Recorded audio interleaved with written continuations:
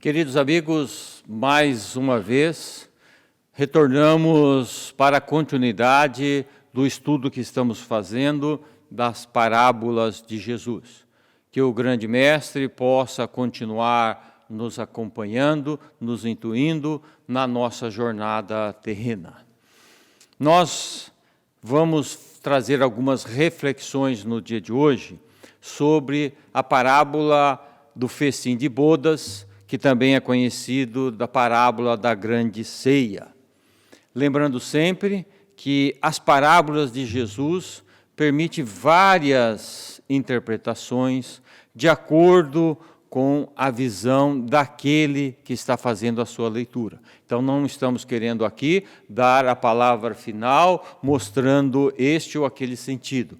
Nós estamos aqui, sim, traduzindo para o nosso dia a dia os ensinamentos de Jesus, porque a grande importância das parábolas não é nós sabermos, mas sim conseguirmos colocar em prática do nosso dia a dia os ensinamentos que Jesus nos deixou. E a parábola da grande ceia, nos deixa a seguinte pergunta: qual é o significado, o real significado dessa parábola? Nos dias de hoje, é possível nós aplicarmos os conceitos que ali estão inseridos? Porque, basicamente, essa parábola trata de um chamamento para o reino de Deus, nos fala da veste nupcial e termina dizendo que são muitos os chamados, mas pouco os escolhidos. Então, é muito interessante esse estudo. Ela está descrita em Lucas e em Mateus, esta passagem. E ela trata de um homem que resolve fazer um banquete e convida as pessoas. E ele então manda os seus empregados a chamar as pessoas para participarem desse banquete. E assim que o convite é feito, as pessoas começam a se recusar, Cada um dando o seu motivo para não comparecer a esse banquete. Um fala que ele acabou de comprar um campo, pede desculpas, mas não pode ir. O outro acabou de comprar 5 juntas de boi, vai experimentar os bois e não poderá ir, pede desculpas. O terceiro diz que acabou de casar, então ele não poderá comparecer. E o empregado volta ao seu senhor e diz: olha, ninguém quis comparecer a esse banquete. Então, esse senhor diz: saia depressa pelas ruas da cidade e traga os pobres, os aleijados, os cegos e os mancos. E assim é feito. O empregado vai, sai, convida todos os sofridos e fala: Senhor, ainda tem lugar. E o patrão diz: sai pelas estradas e pelos caminhos e faça as pessoas virem para que a casa fique cheia. E ele termina dizendo: pois eu digo a vocês, nenhum daqueles que foram convidados vai provar do meu banquete, daqueles que não atenderam ao primeiro chamado. E na narrativa de Mateus, ele diz: porque muitos serão os chamados e poucos os escolhidos. Bem, é uma passagem interessante. Lucas, no início, diverge um pouquinho de Mateus, porque nessa passagem Lucas diz: um homem deu um grande banquete e convidou muitas pessoas. Mateus diz: um rei que preparou a festa de casamento do seu filho. Então, essa pequena divergência que não muda a passagem na sua essência. Então, um é um banquete que um homem dá, o outro é a festa de casamento que um rei dá. E Mateus compara esse banquete, ao reino dos céus. Veja que interessante. Ele compara esse banquete, que ele convida todas essas pessoas a participar, o banquete no sentido da conquista da nossa felicidade, o sentido mais espiritual. Porque como é que Jesus, naquela época, falaria de coisas espirituais, falaria do reino de Deus, aquele povo ainda sem conhecimento, né?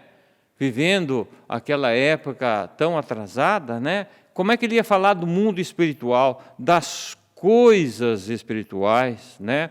E ele queria passar o convite do reino de Deus, que todos, independente da sua situação, desde que manifestasse vontade, interesse, poderiam participar do reino dos céus. Então, como é que ele passaria esse ensinamento às pessoas? E ele vem com esta parábola, este grande banquete, comparando ao reino dos céus. E o que é um banquete? O banquete é aquela festa em que tem alimentação em fartura. A alimentação é abundância. E as pessoas podem escolher, né? Eu vou querer isso, vou querer aquilo também.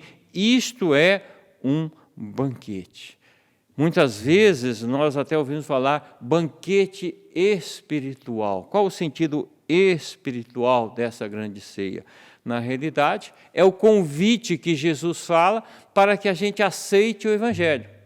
Não só aceite o Evangelho, como viva de acordo com os ensinamentos do Evangelho.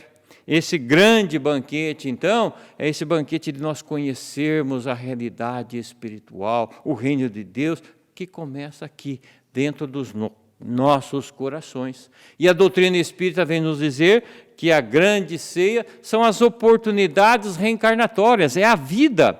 A oportunidade da vida que nós temos, que em cada encarnação desenvolver as nossas virtudes, que são as qualidades do nosso coração. Então, este é o grande banquete da vida. E os pratos que são servidos nesse banquete da vida são a paciência, a persistência, o perdão, o auto-perdão, o amor, a empatia. São essas virtudes que a vida nos chama a testemunhar. Porque conforme vivemos, a vida vai desenrolando através de acontecimentos, situações que nos colocam diante da necessidade do perdão, do auto-perdão, a necessidade da paciência, principalmente nos tempos atuais que nós estamos vivendo, nunca foi tão necessário a paciência. De repente, nós estamos diante da morte de um amigo, estamos diante de uma doença que chega no nosso lar, diante do desemprego, uma viagem importante que é cancelada, principalmente em tempos de pandemia, que nós temos que mudar todo o nosso roteiro, então nós temos que nos posicionar. E aí nós temos que demonstrar, treinar, desenvolver as nossas virtudes, porque sem paciência a gente não vive com tranquilidade os momentos atuais. Sem persistência, nós não caminhamos na vida nesses momentos. Sem a empatia, sem nos colocarmos também no lugar das outras pessoas, nós não conseguimos compreender o que passa na nossa sociedade. Então, desde que nós reencarnamos, nós somos convidados a desenvolver as virtudes. Essas virtudes que estão latentes dentro de todos nós. Todos nós temos essas virtudes. Nós precisamos desenvolvê-las. Então, o grande banquete espiritual é a felicidade que nós sentimos quando encontramos e seguimos as leis de Deus. Quando entendemos os ensinamentos de Jesus, é esta alegria, esta felicidade que brota nos nossos corações. Então, quando nós entendemos que somos espíritos imortais, que aqueles que antecederam a nós a morte vivem, ninguém morre, todos nós nos reencontraremos, isto produz uma imensa felicidade aos nossos corações. É um reconforto muito grande. Quando aprendemos, entendemos a reencarnação, esta lei divina, que nós podemos refazer aquilo que não conseguimos em outras existências, isso nos traz alegria, isso nos traz felicidade. Quando entendemos a misericórdia divina, que nenhuma das suas ovelhas se perderá, nós encontramos a felicidade. Isso é a compreensão. Este é o grande banquete da vida de que fala Jesus, que todos nós somos convidados, mas nem todos conseguem participar desse banquete. Muitas vezes nós paramos na nossa vida e ficamos perguntando: por que isso está acontecendo comigo? Por que na minha família? Né? Quando na realidade nós deveríamos perguntar: para que a vida está trazendo esses acontecimentos? Qual o aprendizado que eu preciso ter nesta vida para que eu possa aproveitar esses acontecimentos? Por isso que a vida vai caminhando e vai colocando cada um nas suas oportunidades de crescimento. Depende do nosso livre-arbítrio avançar ou permanecer estacionado. E ele começa a parábola dizendo, né, o rei manda os empregados chamarem, né, falem aos convidados que eu já preparei o banquete. Os animais já foram abatidos. Tudo está pronto. Que venham para a festa. Que Jesus está querendo dizer? Olha, já estamos em condições de conhecer as verdades espirituais. Já chegou o momento de nós avançarmos um pouquinho no conhecimento da espiritualidade. Já está tudo pronto para a grande festa. Já é, né, o momento de nós nos movimentarmos. Então é o convite, está tudo pronto. Depende do quê? Da presença dos convidados, da nossa presença, daqueles que se habilitam para este aprendizado. E os primeiros chamados? Os primeiros chamados recusaram o convite. Os israelitas foram os primeiros chamados. Jesus, como segunda revelação divina, deveria dar uma outra visão, um outro olhar sobre a adoração ao Pai. A primeira revelação foi Moisés. E veio Jesus, então, dando um grande passo no nosso aprendizado. Porque a época de Jesus era dente por dente, olho por olho. E Jesus vem chegando falando do amor, inclusive do amor aos nossos inimigos. Veja a importante missão de Jesus. E Jesus não foi compreendido pelos sacerdotes do seu tempo, que ficaram apegados ao culto externo. Quando os israelitas, ao recusarem Jesus, eles se excluem do grande banquete. Eles automaticamente se recusam de participar, de aprender, de avançar nos seus conhecimentos. E aí, Jesus, em seu lugar, em lugar dos israelitas, manda buscar os pecadores, os coxos, os pagãos. Mandou chamar a todos. Já que o primeiro público virou as costas, não se interessaram, rejeitaram esse convite. E não existe nenhuma justificativa para a ausência desses convidados. Não tem desculpa convincente para a ausência desses convidados. Um falou assim: eu estou estudando, eu sou jovem, eu vou casar, eu vou ter filhos, eu vou me aposentar. Nada disso justifica a ausência do banquete. Porque nós ainda vivemos no ou. Nós temos que colocar o e. O ou divide, o e soma. Nós falamos muitas vezes assim, tenho que escolher. Ou eu vou estudar, ou eu vou me dedicar às coisas espirituais. Uma coisa ou outra. Eu vou me casar, eu vou cuidar das coisas espirituais. Agora eu tenho filhos, ou eu cuido dos filhos, ou eu cuido das coisas espirituais. Eu vou me aposentar, né? Não, é o e. Eu vou me casar e vou cuidar da questão espiritual. Eu vou ter filhos e eu posso fazer os dois. São escolhas nossas. Você pode graduar mais ou menos, mas você não precisa deixar de fazer. Então, o primeiro convidado que recusou o convite, ele disse: eu comprei um campo e preciso ir vê-lo. Peço que aceite as minhas desculpas, né? Eu comprei um campo, eu comprei um terreno, eu comprei um sítio, eu comprei uma casa, comprei um bem material, né? Então agora eu preciso ir ver esse bem. Então, esta é uma característica das pessoas que ouvem o Evangelho e rejeitam o apelo, porque ainda estão preocupadas em demasia com as coisas materiais.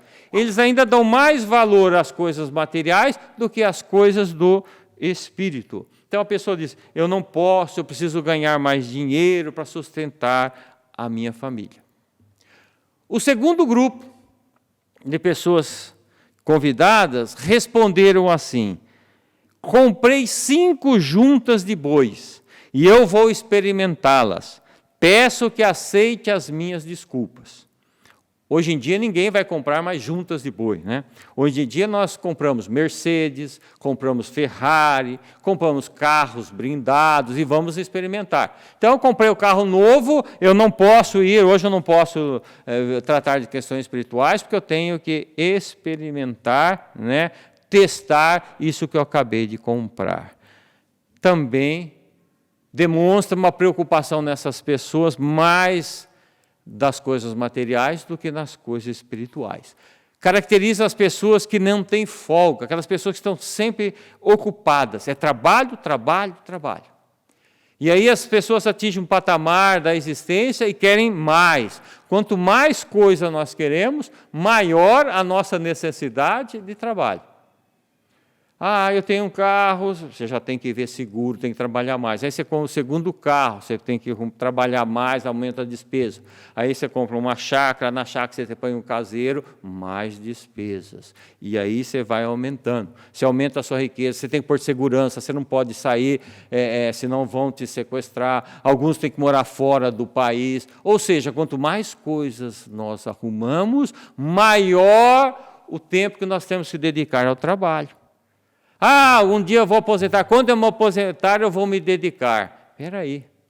A situação está tão crítica que hoje em dia nem os espíritos sabem se nós vamos aposentar. Então, vamos fazer hoje aquilo que nós estamos querendo deixar para a nossa aposentadoria.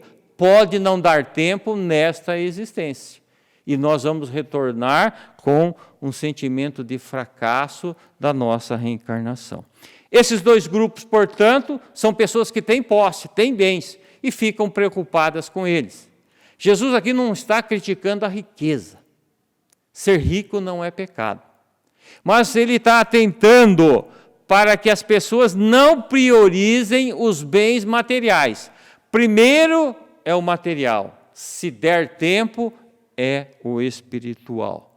Jesus está alertando aqui para nós não abusarmos das coisas materiais, para que a gente não se apegue em demasia a esses bens materiais, que nós temos que ir aprendendo a viver um pouco sem eles.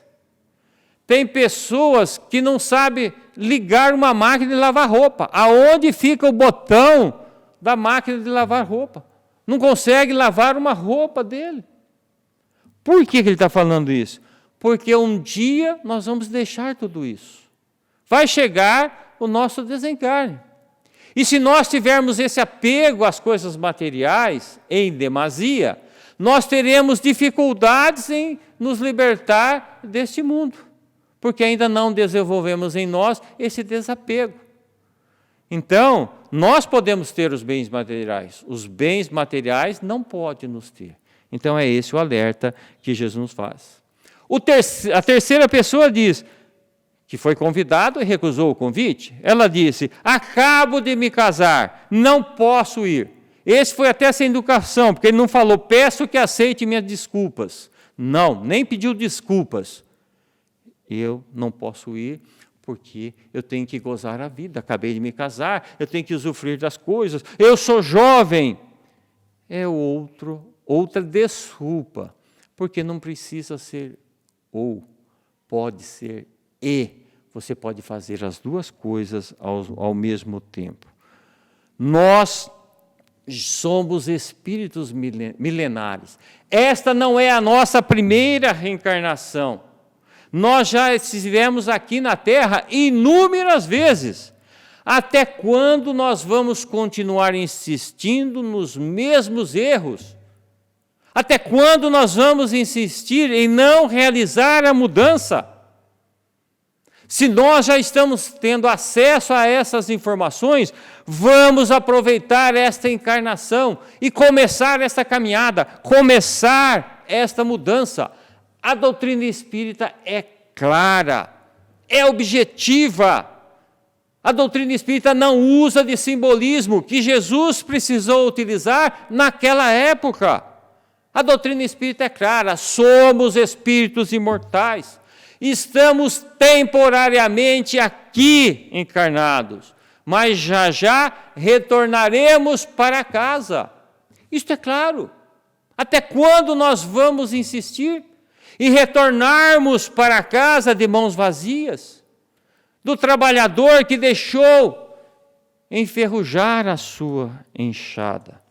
Estas desculpas que nós vemos aqui têm como consequência o adiamento indefinido daquilo que realmente importa na nossa existência.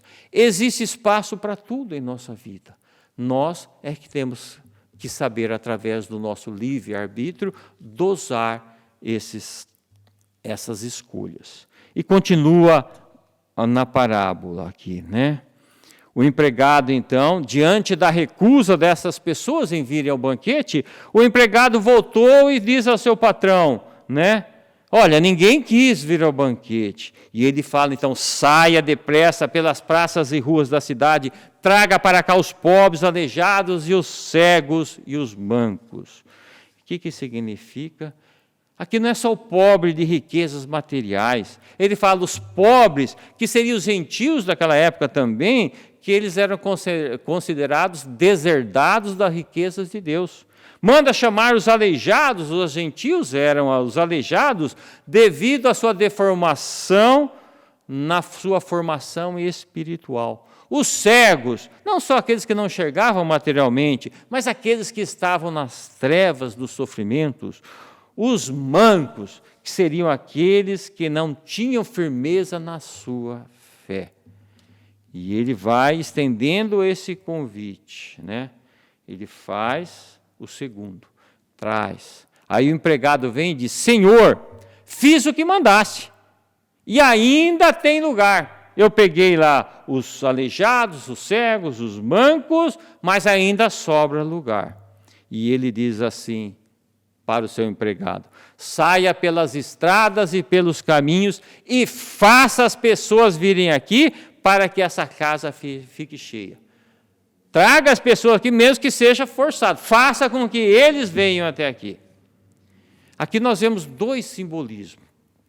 Primeiro, sempre há lugar. Se nós não vamos para o banquete espiritual, é por desinteresse nosso. Se eu vou, eu não estou tirando o lugar de um semelhante meu. Não existe concorrência. Tem lugar para todos. Essa é a mensagem que Jesus nos passa. Traga todos. E aí ele diz assim, faça as pessoas virem aqui. Eu fiquei pensando, mas por que vai chamar as pessoas para virem forçados? Trazer a força? E eu fiz uma reflexão e vi que isso ocorre nos dias de hoje. Quantas pessoas não são chamadas a vir conhecer o banquete espiritual à força? A força no sentido, não é na livre vontade, ele vem pela necessidade. Então tem uns que começam, vêm por essa necessidade, nós temos até um jargão no meio espírita que diz, quem não vem por amor, vem pela dor. A dor é um instrumento forçado. A pessoa começa a ouvir vozes, vem à casa espírita ou um templo religioso porque ele quer solucionar o problema das vozes. Ele começa a ver vultos, ele começa a sentir a presença de espíritos, ele corre na casa espírita. É de livre vontade? Não. Algo aconteceu que fez com que ele viesse à casa espírita. É o que o Senhor está falando. Faça que eles venham ao banquete espiritual. Outros sofrem obsessões, atuações do espírito. Até que eles procuram solução, não conseguem, vêm para a casa espírita. Outros recebem uma doença E através da necessidade que a doença impõe, eles procuram o centro espírita, ou uma casa religiosa, não é só a casa espírita, ele procura Jesus em todas as suas formas. É isso que ele está falando lá. Aqueles que não quiseram vir voluntariamente, deem a oportunidade, façam com que venham para o banquete espiritual. Isso nós vemos diariamente na casa espírita. A própria pandemia que nós estamos vivendo é um instrumento para que as pessoas acordem para a realidade espiritual. Chame a todos, indistintamente, para conhecerem este grande banquete espiritual, né? De vez em quando a gente escuta no meio espírita, né, uma referência sobre determinada reunião de cura ou de evangelho, a pessoa fala assim, olha, foi um verdadeiro banquete espiritual, né? Foi conhecimento, foi noções da espiritualidade, ou foi paz, foi curas, tantas coisas boas que a pessoa que hoje foi oferecido um banquete, né? Atenderam a todos espiritualmente que adentraram a casa espírita. E ele continua aqui, o rei entrou para ver os convidados. Então, estavam todos reunidos no banquete e o rei vem. E aí ele vê uma pessoa e perguntou, né? Amigo, como foi que você entrou aqui sem o traje da festa? Mas o homem nada respondeu. Então o rei disse aos que serviam, amarrem os pés e as mãos desse homem e joguem-no na escuridão. Aí haverá choro e ranger de dentes, porque muitos são chamados, poucos escolhidos.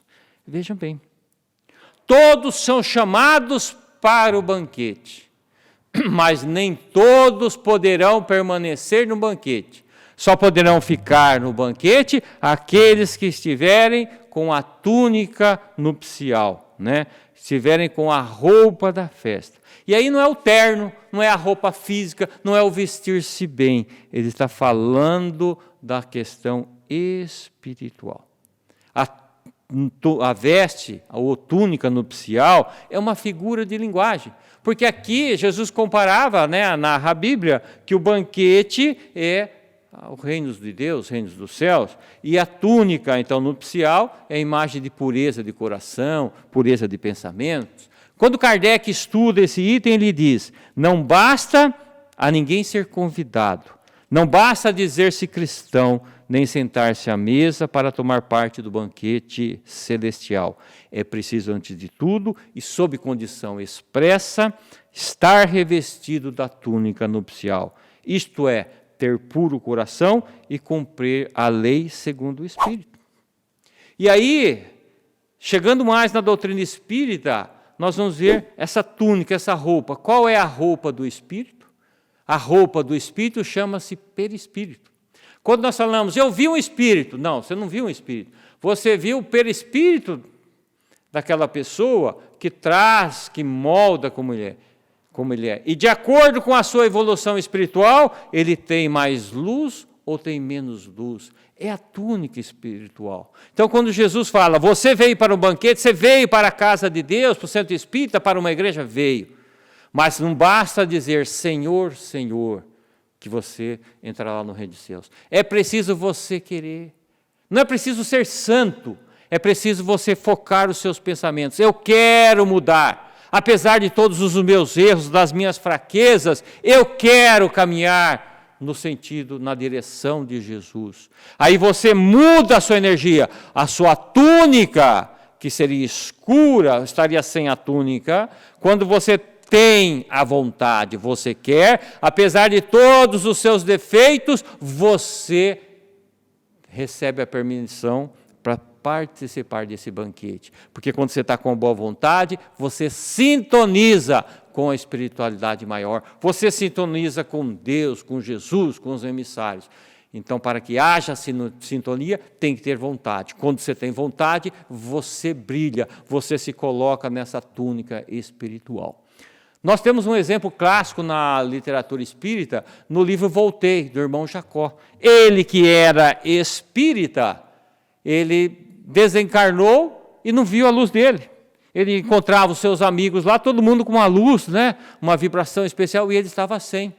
E ele pergunta, por que eu não tenho? Por que eu estou sem essa luz?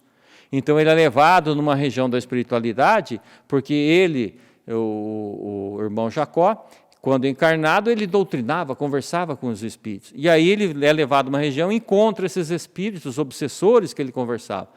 E os espíritos falam, cadê a sua luz, irmão Jacó? Né? Ele vai conversar. E aí os espíritos dão informação para ele. Olha, quando você saía do centro espírita, nós acompanhávamos você. E víamos que na casa espírita você falava uma coisa, na sua casa você era outra pessoa e fazia outra coisa. Em muitas oportunidades você não praticava o que você pregava. Ou seja, ele não tinha túnica espiritual, ele não tinha vibração, o perispírito dele não era brilhante, luminoso, porque ele, no seu coração, não possuía essa virtude. Então não adianta falar, eu quero ser cristão. Você tem que agir. Quando você age como cristão, você cria essa túnica espiritual, essa energia espiritual que te envolve. E Jesus parece que é duro, mas fala assim, não, você vai ser lançado na escuridão. Se você não pode estar no ambiente do bom, você vai estar na espiritualidade inferior, no umbral, e aí você vai estar consigo mesmo, que é o ranger de dentes. Aquele que não quer perdoar, que é vingativo, que não aceita esses ensinamentos, vai estar perseguindo as pessoas, vai estar envolto em drogas, nos vícios que ele possui. Então ele vai ter ranger de dentes, vai ter prantos. Não porque Jesus jogou algum tipo de praga, mas porque ele está nessa sintonia espiritual na sua evolução. Portanto, este é o grande convite desta passagem que Jesus nos dá. Fica aqui a nossa reflexão do convite. Sempre há espaço para mais um. Basta que nós desejamos. Então, lembramos Mateus 16, 24, quando Jesus diz, se alguém quiser seguir-me, negue-se a si mesmo, tome a sua cruz e siga-me. Que Jesus continue amparando a todos nós. Muita paz, muito obrigado. Que a paz de Jesus esteja conosco. Sem discussão. O mundo está melhor, sem dúvida, pouco mais de 100 anos, se passássemos numa das praças do Brasil, nós encontraríamos um homem preso, sendo castigado, destinado à morte, e as pessoas estariam transitando normalmente, sem se escandalizar com essa situação. Hoje, se isso acontecer com um animal, nós estaremos cometendo um crime inafiançável. Mas o mundo está melhor. Parece que no século XXI, as pessoas estão repetindo o mesmo tom de incredulidade que existia no século XVIII e XIX como reação aos abusos inquisitoriais. Mas, por outro lado, a sociedade vem se organizando e não vamos encontrar os apelos à fraternidade, à solidariedade, à ética apenas nas religiões, nas filosofias, mas principalmente junto de uma criação da sociedade que é a cidadania. Quanto mais o indivíduo é bom cidadão, mais ele se aproxima dos ditames do Cristo. Vou lhes apresentar, caros amigos, 3 situações bem semelhantes. Naturalmente, os caros irmãos tenderão a se posicionar como censores e vão escolher qual situação seria a minha, a sua, na vida real. As 3 ocorrências são verídicas, elas aconteceram realmente. E isso é uma espécie de teste. O que faria você? Olá, Sidney. É um prazer estar aqui participando de mais uma palestra sua pelo Centro Espírita Amor e Caridade e poder te fazer as perguntas que você vai responder durante essa explanação de mais uma palestra. Sem discussão, né, Sidney? E eu fico me perguntando aqui se no dia a dia sempre acontecem coisas que nos levam à discussão, nós devemos discutir no trânsito, Sidney Fernandes? Primeira situação. Um veículo avança um sinal de pare, coloca-se na frente do seu carro e quase provoca um incidente, um acidente. Instintivamente, você aciona a buzina. O transgressor ofende-se, faz gestos obscenos em direção ao seu carro, convidando-o a um entrevero pessoal. Você se surpreende, eis que percebe a atitude agressiva do outro, contorna-o cuidadosamente e, sem mesmo olhar para ele, segue o seu caminho. Essa foi a primeira situação. Segunda situação. Uma motocicleta corta a sua frente.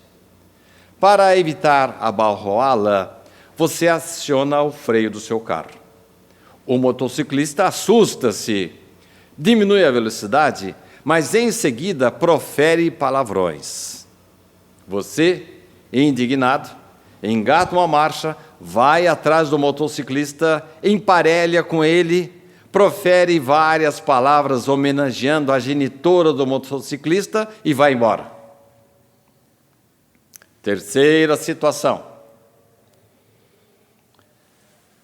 Você vai virar à direita, dá o sinal, mostra a seta que vai virar à direita e freia o seu automóvel.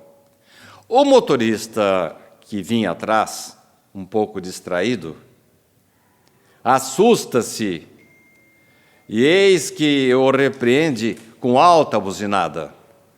Mesmo coberto de razão, você levanta o braço num gesto de pedido de desculpa e segue o seu caminho, mostrando que a atitude errada do outro motorista não afetou a sua vida.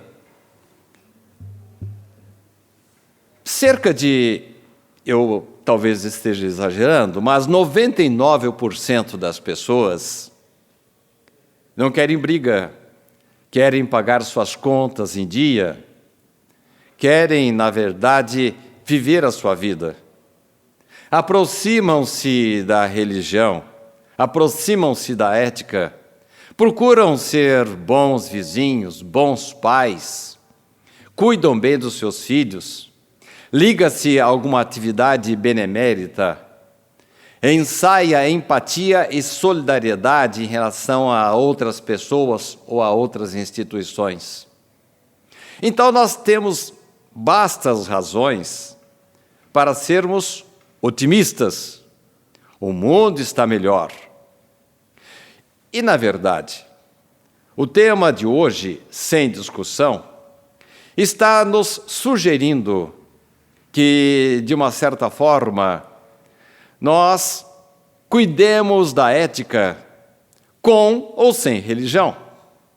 O sentido maior é buscar a espiritualização do indivíduo, que não é a mesma coisa que religião.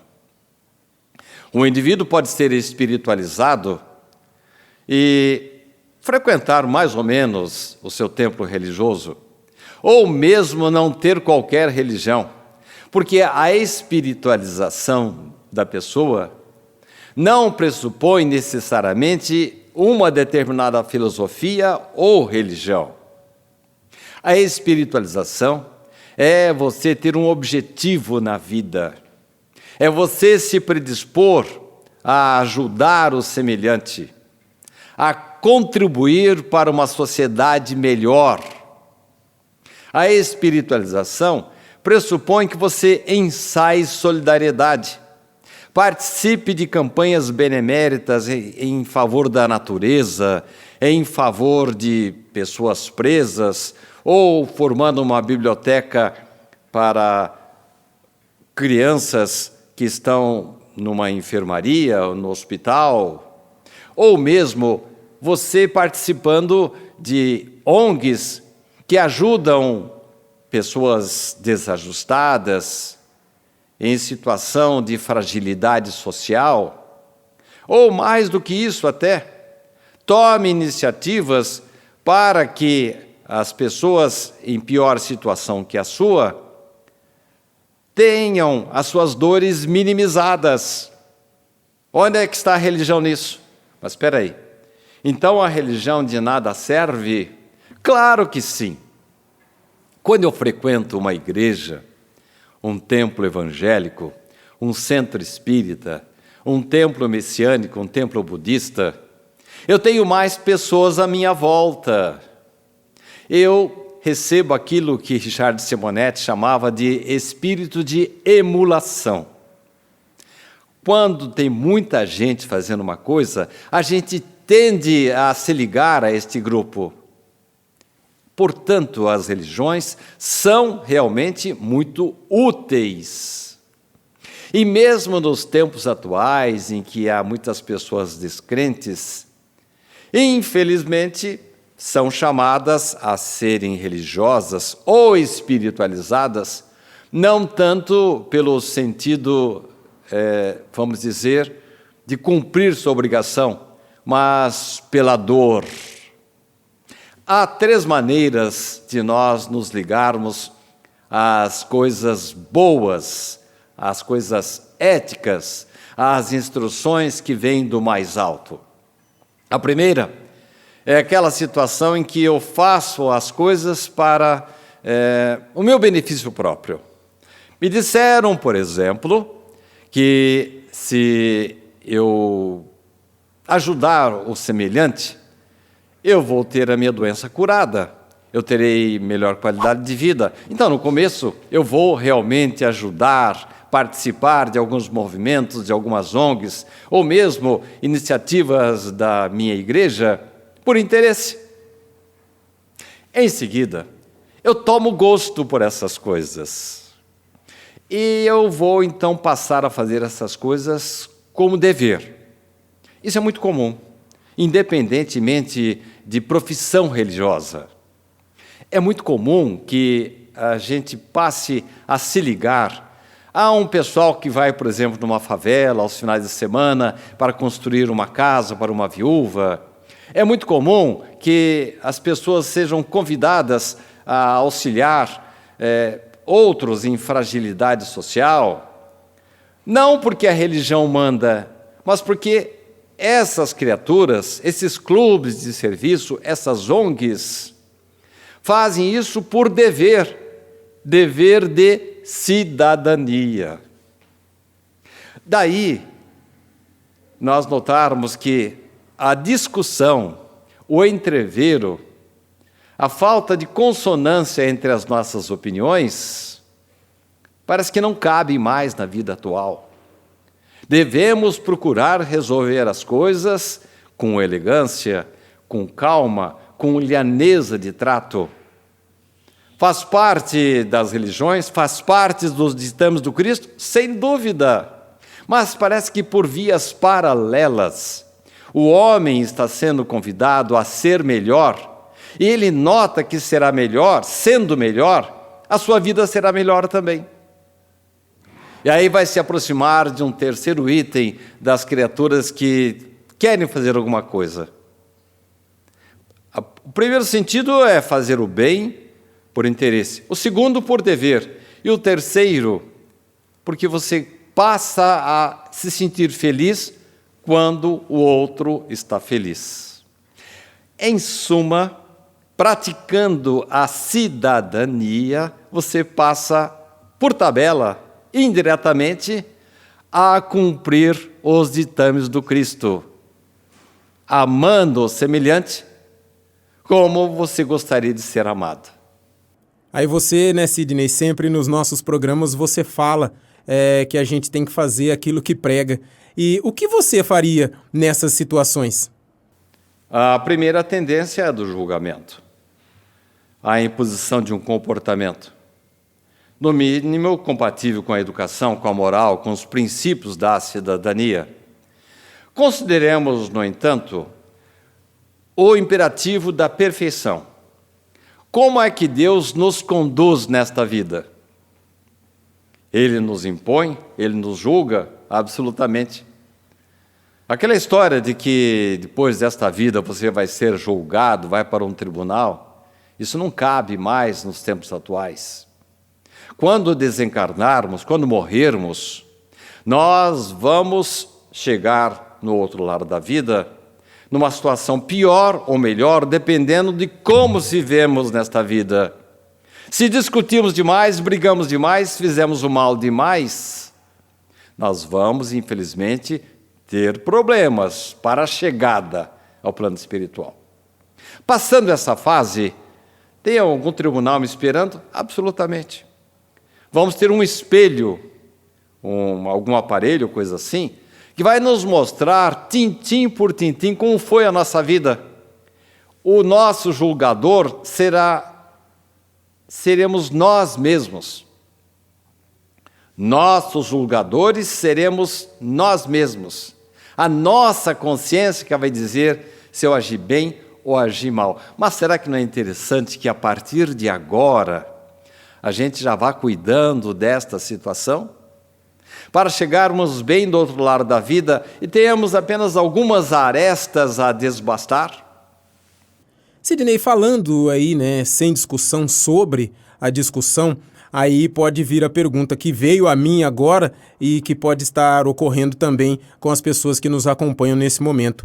Podemos, Sidney, vencer uma discussão? Esta pergunta, se nós podemos vencer uma discussão, me faz lembrar Dale Carnegie. Dale Carnegie foi um escritor, um conferencista, que escreveu um best-seller, um dos livros mais importantes contribuídos por um homem, escritos por um homem, melhorando a sociedade, melhorando a vida das pessoas. Ele diz que ninguém pode vencer uma discussão. É melhor fugir dela. Pois se perder a discussão, você perdeu mesmo. E se ganhar, também perdeu. Porque você humilhará tanto o seu opositor e, infelizmente, um homem convencido contra a sua vontade sempre vai conservar a sua opinião. Então, o diálogo sempre será a melhor solução. A melhor maneira de nós desbastarmos as arestas, de nos entendermos com os outros, termos as nossas ideias respeitadas, é respeitar a do outro. Por isso a discussão ferrenha, não o diálogo. A discussão ferrenha, que pode levar até às vias de fato, às mágoas, ao distanciamento, tem que ser evitada. A conversa informal, fraterna, pensando solidariamente na situação do outro, se ele fizer o mesmo, será possível, mesmo que haja discordâncias, um ponto comum, em que as partes, um dia, vão chegar à conclusão que talvez nenhum dos dois tinha razão. Daí a necessidade de nós respeitarmos o outro. Uma ocasião, Dale Carnegie, ainda jovem, estava num banquete, ao lado de um especialista em Shakespeare. Em dado momento, o homem proferiu uma frase que ele atribuiu à Bíblia. Dale Carnegie tinha certeza que não era da Bíblia. Era uma frase atribuída ao escritor, teatrólogo inglês, Shakespeare. Quando começou a se armar para arrasar o especialista, um amigo ao lado, que percebeu o quanto Carnegie iria embaraçá-lo, deu-lhe um cutucão por baixo da mesa e o fez calar-se. À saída, Dale disse ao amigo: "Eu sei que aquela frase não é da Bíblia, é de Shakespeare." "Claro", disse o amigo, "Hamlet, ato 5, cena 2. Mas nós éramos convidados, era uma ocasião festiva. E aquele não era o momento de nós humilharmos o nosso anfitrião perante os demais convidados. Aquela foi uma lição para sempre para Dale Carnegie. Ele aprendeu a lição e nos ensinou para o resto da vida e repassou para todas as outras pessoas que fizeram os seus cursos. Portanto, mesmo que você esteja absolutamente coberto de razões, ainda assim, é preciso pensar, respeitar o outro e talvez, às vezes, silenciar. E numa outra hora, trocar uma ideia, conversar respeitosamente para esclarecer a situação que ficou assim sob a névoa. Sidney, as discussões elas são geradas de várias maneiras, né, por determinados assuntos que chegam até uma roda de conversa, por exemplo, e daí surge uma discussão. Para evitar até uma discussão, nós devemos, Sidney, criticar os outros? Na verdade, ninguém pode se arvorar em julgador do semelhante. Há, inclusive, algumas expressões dentro da sabedoria popular que nós não devemos olhar o rabo do outro enquanto o nosso está escondido. E mesmo que tenhamos autoridade, oportunidade, sabedoria, posição social, posição econômico-financeira, que nos autorize socialmente a criticar, ainda assim, a grandeza de um homem está em ele dialogar, mostrar o erro do outro com solidariedade, com empatia, sem humilhá-lo. Opa, parece que estamos voltando aos ditames do Cristo. Nunca nos afastamos dele.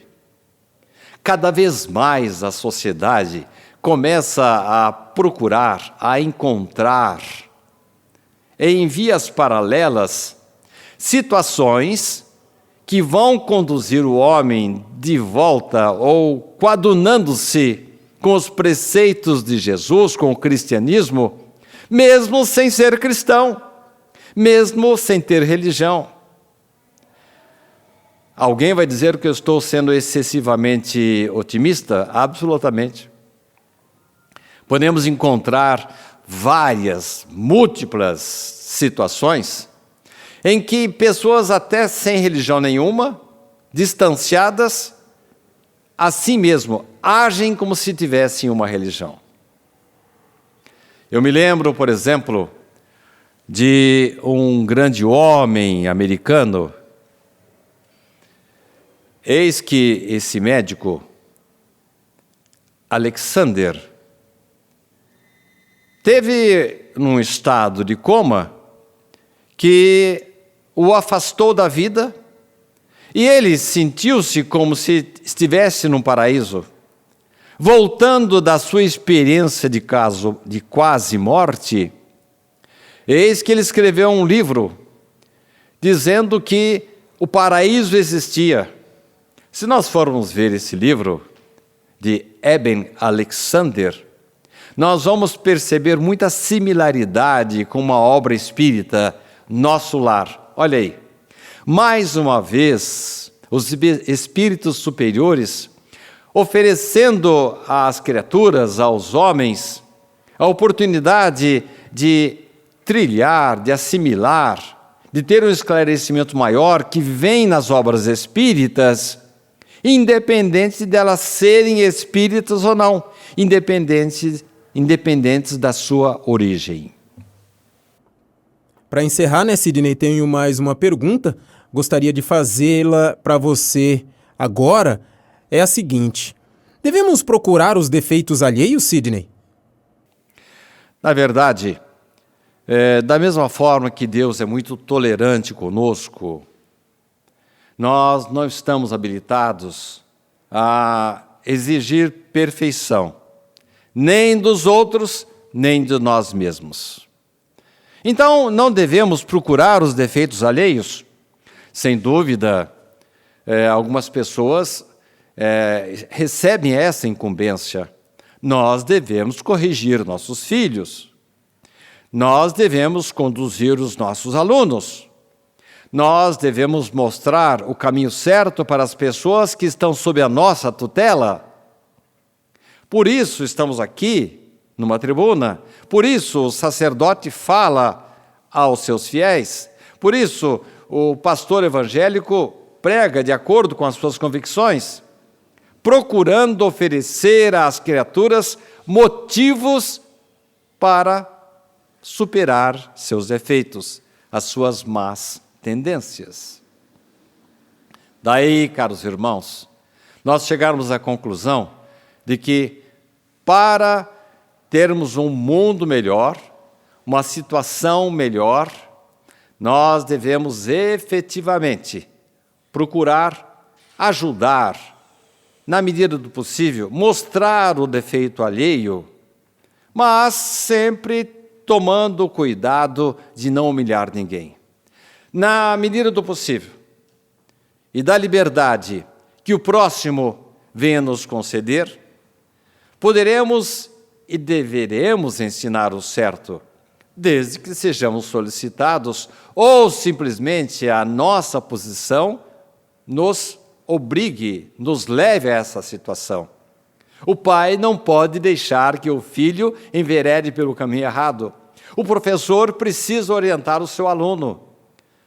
O líder espiritual, o líder religioso, tem que falar em tese para que as criaturas se motivem para o bem. Mas o que deve ficar muito certo, muito importante nessa questão da discussão, da briga, da beligerância, é que a luta maior deverá ser tratada por nós mesmos, contra nós mesmos, comportando-nos e respeitando o meio em que transitamos, tornando-nos a cada dia um pouco melhores. A partir do momento que nós nos comportarmos de maneira a superar, a identificar os próprios erros, se todos fizerem isso, com certeza a sociedade será melhor. Levada pela filosofia, pela religião, pela cidadania ou pelas exigências sociais. Este é o caminho realmente para um mundo melhor. Nós nos preocuparmos com os próprios defeitos. Quero encerrar com uma frase de Emmanuel. Útil seria que o homem observasse no planeta como se fosse a sua imensa escola de trabalho. E todos nós, perante a grandeza universal, vamos reconhecer a nossa condição de seres humildes, que ainda estamos necessitados de aprimoramento e iluminação. Agradeço a todos e que a paz de Jesus continue conosco.